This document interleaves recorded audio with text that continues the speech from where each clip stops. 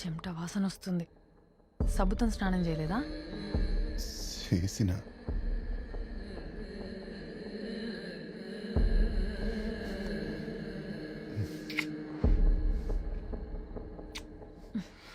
ఏంది అట్లా అయిపోతున్నావు?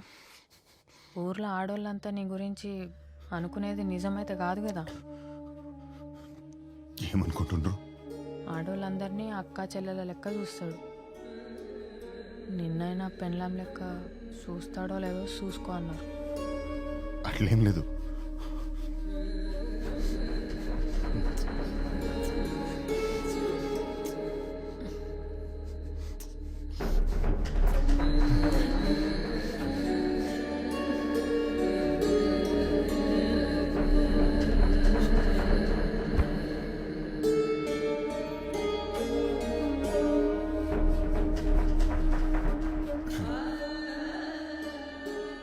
రేపు చేసుకుందాం.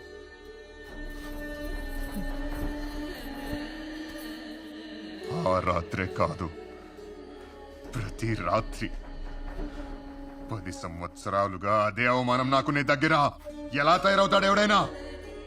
రాత్రి వణుకుడే, పొద్దుగల కూడా వణుకుడేనా? ఆ రోజు సర్పంచ్ కూతురు ఫస్ట్ నైట్ రోజు ఏం చేసినావు?